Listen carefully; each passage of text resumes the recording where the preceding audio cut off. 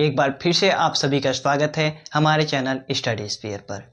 पिछले वीडियो में हम लोगों ने वर्ग 10वीं जो गोधली का पुस्तक है उसमें से श्रम विभाजन और जाति प्रथा के लेखक के बारे में बहुत ही अच्छे से पढ़े थे और बोर्ड परीक्षा में पूछे जाने वाले जितने भी सवाल जो होते हैं जो लेखक से संबंधित होते हैं उन सारे चीज़ों को हम लोगों ने पिछले वीडियो में देख लिए थे। उससे अगर जो बोर्ड में कोई भी क्वेश्चन पूछता है तो आप सभी बहुत ही आसानी से बता सकते हैं। आज के वीडियो में हम लोग बात करने वाले हैं श्रम विभाजन और जाति प्रथा के सारांश के बारे में। श्रम विभाजन और जाति प्रथा के पूरे निचोड़ के बारे में आज हम लोग बात करने वाले हैं। तो आइए बिना किसी देरी के वीडियो को शुरू करते हैं। तो देखिए, जो श्रम विभाजन और जाति प्रथा है उसके लेखक जो हैं बाबा साहेब भीमराव अंबेडकर हैं और वे कहते हैं कि यह बहुत ही विडंबना की बात है। वे क्या कहते हैं? वे कहते हैं कि यह बहुत ही विडंबना की बात है कि आज के युग में भी जातिवाद की पोषकों की कमी नहीं है। ठीक है, वे कहते हैं कि आज के युग में भी जातिवाद की पोषकों की कमी नहीं है। ठीक है, यहाँ पर जातिवाद की पोषकों दिया है। जो जातिवाद के पोषक जो होते हैं वे तर्क मतलब वे कहते हैं, वे मानते हैं कि आधुनिक सभ्य समाज जो इस समय का जो सभ्य समाज है, आधुनिक सभ्य समाज कार्यकुशलता का मतलब होता है कार्य को कुशल बनाना, किसी काम को आसान बनाना। मतलब कि जो जातिवाद के पोषक हैं उनका तर्क है, वे कहते हैं कि आधुनिक सभ्य समाज कार्य को आसान बनाने के लिए, कार्य को सिंपल बनाने के लिए श्रम विभाजन को आवश्यक मानता है। ठीक है, श्रम विभाजन मतलब होता है श्रम का विभाजन करना, काम का बंटवारा करना। ठीक है, तो यहीं पे है कि जो जातिवाद के पोषक हैं उनका तर्क है कि आधुनिक सभ्य समाज कार्यकुशलता के लिए श्रम विभाजन को आवश्यक मानता है। यहां तक समझ में आया? फिर से है, परंतु जाति प्रथा नहीं, यहां से है सॉरी, चूंकि जाति प्रथा भी श्रम विभाजन का दूसरा रूप है। देखिए, श्रम विभाजन का मतलब आप लोगों को पता चल गया कि जो श्रम विभाजन होता है उसका अर्थ होता है काम का बंटवारा करना। ठीक है, अब काम का बंटवारा किया जाता है तो किन किन लोगों के बीच में किया जाता है, तो वहीं पे बात आती है जाति प्रथा की। ठीक है, जाति प्रथा में होता क्या है कि लोगों को, मनुष्य को अलग अलग जात में बांट दिया जाता है कि तुम ये काम करोगे, तुम ये काम करोगे, तुम वो काम करोगे। इसी को मतलब कि काम को सबको अलग अलग काम को दे देना, यही होती है जाति प्रथा। ठीक है, तो जाति प्रथा जो होता है, जाति प्रथा श्रम विभाजन का दूसरा रूप है। श्रम विभाजन करना है तो जाति प्रथा आवश्यक है। ठीक है, फिर है, परंतु जाति प्रथा के कारण, जाति प्रथा देखिए, जो श्रम विभाजन का दूसरा रूप जाति प्रथा है और परंतु जाति प्रथा के कारण श्रमिकों, यहाँ पर श्रमिकों है, श्रमिकों का मतलब काम करने वाला। ठीक है, तो जो श्रमिकों का अस्वाभाविक विभाजन विभाजित वर्गों को एक दूसरे की अपेक्षा ऊंच नीच भी करार देती है, ऊंच नीच की भावना देती है। यदि हम लोग जाति प्रथा कर देते हैं, जाति प्रथा मतलब होता है कि जातों मतलब एक दूसरे की जात के बंटवारा कर देना है। जैसे कि बड़े बाबू होंगे तो वो छोटे लोग को अपने पास नहीं रखेंगे, इस पर मतलब कि जाति प्रथा तो बनाया गया था काम के लिए, लेकिन यहाँ पे होता है छुआछूत, ये सब मतलब जाति प्रथा के वजह से ही होता है। ठीक है, तो जाति प्रथा आप लोगों को समझ में आ चुका होगा। अपने आसपास भी देखते होंगे कि जो नीच जात है वो ऊंच जात के पास जाकर बैठता भी नहीं है। इस समय तो अब थोड़ा नॉर्मल हो गया है, लेकिन पहले जो होता है ना, पहले जो होता था वो बहुत ही ज्यादा छुआछूत होता था। छोटे जो नीच जात होते हैं वो बड़े के घर आकर बैठ नहीं सकते थे, इतना ज्यादा उस समय अन्याय होता था। ठीक है, देखिए यहाँ पर है, जो विश्व के किसी भी समाज में नहीं है। ठीक है, जो भारत में ये जाति प्रथा है, ठीक है, जो विश्व के किसी भी समाज में नहीं होता है। ठीक है, और नहीं होना भी नहीं चाहिए। ठीक है, देखिए समाज में नहीं पाया जाता है, जो विश्व के किसी भी समाज में नहीं पाया जाता है। अब है क्या? अस्वाभाविक श्रम विभाजन के कारण। अस्वाभाविक श्रम विभाजन मतलब कि अपने आप मान लो कि जो पिताजी हैं वो जो काम करते हैं, ठीक है, उन्हीं का काम जो है बच्चा भी करे, मतलब जो काम पिता करते हैं वही आगे चल के बेटा भी करेगा। ठीक है, वही है अस्वाभाविक श्रम विभाजन के कारण मनुष्य स्वतंत्र रूप से अपनी पेशा का चुनाव नहीं कर पाता है। हमने आपको बताया है कि जो अस्वाभाविक विभाजन होता है कि यदि पिता जो काम कर रहा है वही आगे चल के बेटा भी करेगा, यही होता है अस्वाभाविक श्रम विभाजन। ठीक है, यहाँ हो गया कि अस्वाभाविक श्रम विभाजन के कारण मनुष्य स्वतंत्र रूप से अपनी पेशा का चुनाव नहीं कर पाता है। ठीक है, अब है माता पिता के सामाजिक स्तर के अनुसार पेशा निर्धारित कर दी जाती है। हमने आपको बताया कि जो काम पिता करेगा वही बेटा भी करेगा। ठीक है, समाज ऐसा बना देता है, यदि समाज में पिता जो काम कर रहा है वही बेटा करेगा। ठीक है, जैसे जो यादव लोग हैं वो जो दूध बेचेंगे, जो शर्मा लोग हैं वो लोहार बनेंगे, मतलब ऐसे ही जात धर्म के रूप में बांट दिया गया है। ठीक है, दर्जी है कपड़ा सिएगा।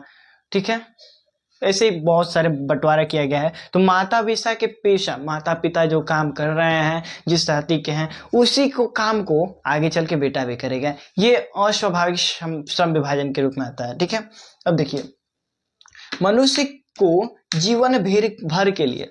जो होता है उसको जीवन भर के लिए एक ही पेशे में डाल दिया जाता है, एक ही पेशे में बांध दिया जाता है, वो चाह कर भी कुछ नहीं कर पाता है। आइए हम और आगे देखते हैं कि आगे क्या क्या चीजें हम लोग देखते हैं। स्वाभाविक श्रम विभाजन के कारण जो है मनुष्य अपने पेशे का चुनाव नहीं कर पाता है। देखिए, भले ही पेशा अनुपयुक्त और अपर्याप्त हो, ठीक है, जो पेशा है वो भले ही अनुपयुक्त और अपर्याप्त होने के कारण वह भूखे मर क्यों न जाए। देखिए, जो अस्वाभाविक श्रम विभाजन होता है उसमें माता पिता जो कार्य करते हैं वही आगे चल के बेटा भी कार्य करेगा, और वह एक ही कार्य में बन जाता है। मतलब कि यदि चाहे तो कुछ कर नहीं पाएगा। ठीक है, मतलब कि न चाहते हुए भी उसी काम को करना पड़ेगा उसको। ठीक है, तो भले ही पेशा अनुपयुक्त, जो पेशा करने मतलब जो माता पिता पेशा कर रहे हैं वही पेशा भले ही अनुपयुक्त और अपर्याप्त हो, ठीक है, होने के कारण, भले ही वह पैसा अनुपयुक्त और अपर्याप्त होने के कारण वह भूखे मर ही क्यों न जाए, लेकिन जाति प्रथा श्रम विभाजन के आधार पर उसको नहीं छोड़ा जाएगा। ठीक है, पैतृक पेशा में वह पारंगत नहीं हो। पैतृक पेशा मतलब पिता जो कार्य करते हैं उसी कार्य को कहते हैं पैतृक पेशा। तो पैतृक पेशा में वह पारंगत नहीं हो, पैतृक पेशा में वह पारंगत का अर्थ होता है कि वह उसमें निपुण नहीं हो, वो अच्छे से कर नहीं पा रहा हो। ठीक है, तो पैतृक पेशा में वह पारंगत नहीं हो, इसके बाद भी पैतृक पेशा में वह पारंगत नहीं होगा, उसके बाद भी उसको चुनाव करना पड़ता है, उसके बाद भी उसको उसी काम को करना पड़ता है। ठीक है, देखिए, जाति प्रथा भारत में बेरोजगारी का एक प्रमुख, जाति प्रथा जो है वो भारत में बेरोजगारी का एक प्रमुख और प्रत्यक्ष कारण बनी हुई है। यह आपके ऑब्जेक्टिव प्रश्न में 100% पूछता है कि जाति प्रथा बेरोजगारी का मतलब बेरोजगारी और का सबसे प्रमुख और प्रत्यक्ष कारण कौन सी है, तो है जाति प्रथा। ठीक है, अब देखिए, इस प्रकार हम देखते हैं कि श्रम विभाजन जो होता है, इस प्रकार हम देखते हैं कि श्रम विभाजन की दृष्टि से भी जाति प्रथा, हम देखते हैं कि श्रम विभाजन की दृष्टि से भी जाति प्रथा जो है वह गंभीर दोषों से युक्त है। हम लोग बहुत ही चीजें पढ़े हैं, आज बहुत ही चीजें जाने हैं, तो देखे हैं कि जो श्रम विभाजन की दृष्टि से जाति प्रथा बहुत ही ज्यादा दोषों से युक्त है, बहुत ही सारी दोषों से भरी पड़ी है। ठीक है, ऊंच नीच की भावना, छुआछूत की भावना, कार्य को बंटवारा की भावना, छोटे बड़े कार्य की बंटवारे की भावना इत्यादि इसमें दोष है। ठीक है, अब देखिए आगे है, गंभीर दोषों से युक्त है। देखिए, आज के उद्योगों में गरीबी और उत्पीड़न इतनी बड़ी समस्या नहीं है। आज के उद्योगों में गरीबी और उत्पीड़न इतनी बड़ी समस्या नहीं है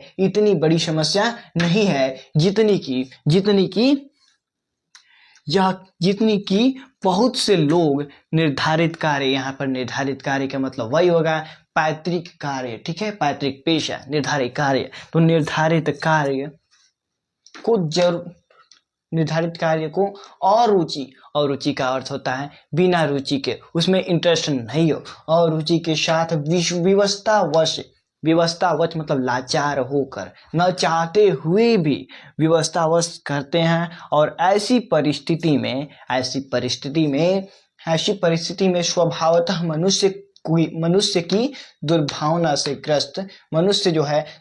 से ग्रस्त रहकर टालू काम करने और कम काम करने के लिए प्रेरित करती है। ठीक है, अब देखिए आर्थिक पहलू से भी, यह भी आपके ऑब्जेक्टिव प्रश्न में पूछता है कि आर्थिक पहलू से भी जाति प्रथा क्या है। ठीक है, तो हानिकारक है। आर्थिक पहलू से भी जाति प्रथा जो है वह हानिकारक है। आइए एक और पैराग्राफ देखते हैं और अच्छे से समझते हैं कि श्रम विभाजन और जाति प्रथा का पूरा निचोड़ क्या है। और आज इस वीडियो में आप सभी श्रम विभाजन और जाति प्रथा के सारे निचोड़ को देखेंगे। ठीक है, और इससे बाहर कोई भी प्रश्न आपसे नहीं पूछेगा, मैं आपको गारंटी देकर बोलता हूँ। तो दोस्तों, लेखक जो है, लेखक की दृष्टि में आदर्श समाज, जो लेखक हैं उनकी दृष्टि में आदर्श समाज जो है, आदर्श समाज समता भ्रातृत्व पर आधारित होगा। लेखक कहते हैं, लेखक के अनुसार आदर्श समाज है वह स्वतंत्रता, समता और भ्रातृत्व पर आधारित होगा। यह देखिए, स्वतंत्रता का अर्थ होता है पूरा आजाद, समता का मतलब अर्थ होता है बराबर, और भ्रातृत्व का अर्थ होता है भाईचारा। ठीक है, तो लेखक की दृष्टि में आदर्श समाज जो है स्वतंत्रता, समता और भ्रातृत्व पर आधारित होगा। ठीक है, अब देखिए भ्रातृत्व अर्थात भाईचारे। मैंने अभी बताया आपको कि भ्रातृत्व का अर्थ होता है भाईचारा। भ्रातृत्व अर्थात भाईचारे में किसी को क्या आपत्ति हो सकती है। भाईचारे में किसी को क्या ही आपत्ति होगी। ठीक है, भ्रातृत्व अथवा भाईचारे में किसी को क्या आपत्ति हो सकती है। आदर्श समाज में गतिशीलता होनी चाहिए। आदर्श समाज में गतिशीलता होनी चाहिए कि वांछित परिवर्तन समाज के एक छोर से दूसरे छोर तक संचारित हो सके। ठीक है, देखिए दूध पानी के मिश्रण की तरह भाईचारे का रूप होना चाहिए। दूध पानी के मिश्रण की तरह भाईचारे का यही वास्तविक रूप है। और इसी का दूसरा नाम लोकतंत्र, मूलतः सामूहिक जीवनचर्या की एक रीति तथा समाज के सम्मिलित अनुभवों के आदान प्रदान का नाम है। ठीक है, देखिए यहाँ पर दूध पानी के मिश्रण की तरह भाईचारे का रूप होना चाहिए। दूध पानी के मिश्रण की तरह भाईचारे का रूप होना चाहिए। और इसी का दूसरा नाम लोकतंत्र, मूलतः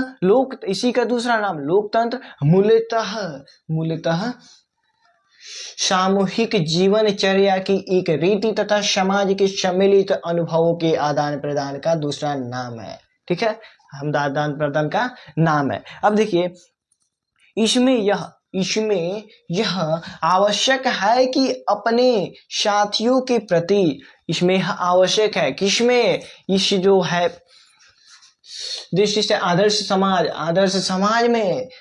समाज में यह आवश्यक है कि अपने साथियों के प्रति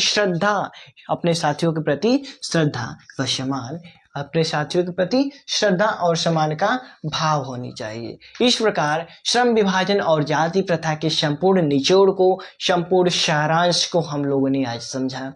पूरे इस श्रम विभाजन और जाति प्रथा पाठ से जितने भी क्वेश्चन बन सकते हैं, आपका सारा क्वेश्चन इसी पर आधारित होगा। इसी से सारे क्वेश्चन आपका बनेंगे। अर्थात आपको किताब पढ़ने की कोई आवश्यकता नहीं है यदि आप हमारे इस वीडियो को देख लेते हैं तो। यदि वीडियो अच्छी लगी होगी तो हमारे चैनल को जरूर से सब्सक्राइब कीजिएगा, वीडियो को लाइक जरूर कीजिएगा और अपनी राय हमें कमेंट बॉक्स में जरूर ही बताइएगा। मिलते हैं अगले वीडियो में, तब तक के लिए नमस्कार।